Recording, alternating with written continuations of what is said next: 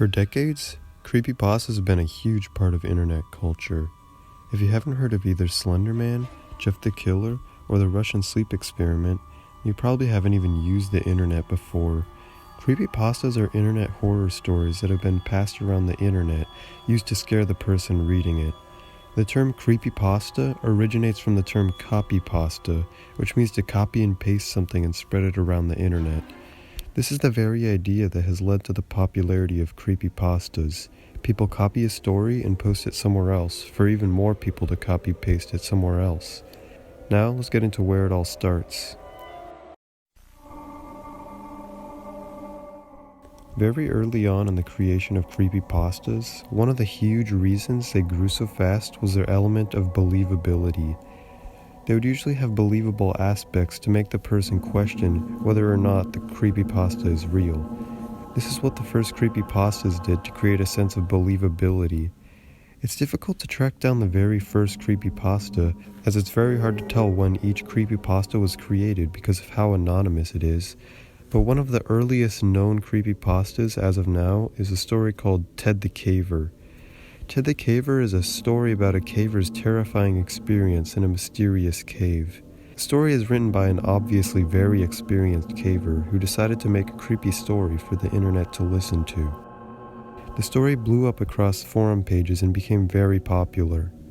Today, the creepypasta has millions of views across dozens or hundreds of videos of people reading it on YouTube. The creator most likely did not expect it to be as big as it became, but it makes sense that it was so popular, as it was extremely believable with its in-depth 2-hour storytelling. The interesting thing about Ted the Caver is that to this day, nobody knows if it's truly a false story. The story is very believable, but you would expect the Ted person to come out and tell people that they were the creator of the story. Personally, I think the story is fake, as there are many moments where it includes pictures of more believable things, but doesn't include pictures of the more paranormal things, like weird drawings on the cave walls, but I can see why so many people believe in it. Even to this day, one of the oldest creepypastas proves why creepypastas became so popular. It is such a believable story, which is why the story spread so quickly. The story was made in 2001 and was only the beginning for creepypastas, as there is still a lot waiting for the creepypasta community.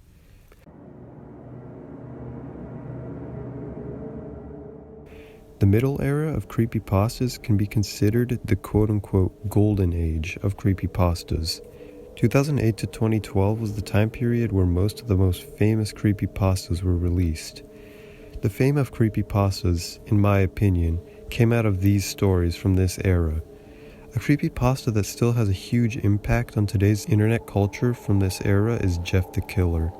The original story, made by Cessoir in 2008, was a 2.5-minute video posted to YouTube detailing a character who spilled acid on his face while cleaning a bathtub and ended up becoming a serial killer. Later, in 2011, an anonymous writer made a full version of the story where Jeff was a 13-year-old who got bleach on his face in a fight, and then he became a serial killer. This version was much more notable than the original story and helped boost the popularity of Jeff the Killer and creepypastas in general. Both stories are very poorly written, and the 2011 version was just a more complete story to accompany the image. The image is mainly what caused the popularity of the creepypasta. This image went widespread across the internet and became something that everybody has seen.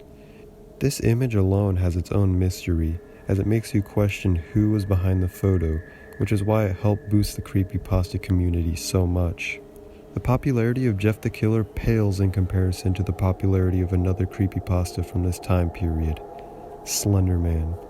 Slender Man was created by an artist named Eric Knudsen in 2009 for a website called somethingawful.com. Slender Man was a tall and, of course, slender man who hides behind these children and take them away to wherever it may be. The image wasn't supposed to really become anything, but people seemed to really stick to the idea, and people started creating their own photos and stories of Slender Man. These photos included the realistic element of photos of real children and adding the very creepy tall man in the background. It's not the most believable story, but it's still enough to creep someone out or at least get their attention. In 2012, people created a game of the idea of Slender Man named Slender, the 8 Pages. This made Slender Man blow up, with Slender Man reaching a peak in October 2012. Slender Man helped the explosion of creepypastas most out of any story in my opinion, and without it, creepypastas would be much different today. Other notable creepypastas from this era are the Russian Sleep Experiment from 2010, Squidward's Suicide from 2010, and Ben Drowned, also from 2010. This was undeniably one of the most crucial time periods for creepypastas, and all of these stories were crucial in the success of creepypastas. In the modern age of creepypastas, a lot of changes happened to creepypastas. In March of 2013, the video game Slender: The Arrival released worldwide. The game did not have as big of an impact as 8 Pages, but it certainly kept Slender Man alive enough for it to continue the big YouTube Let's Play scene. YouTubers like Markiplier, PewDiePie, and Jacksepticeye played the Slender games, bringing tons of attention to Slender Man and creepypastas in general. Through 2013, the term creepypasta kept growing across the internet.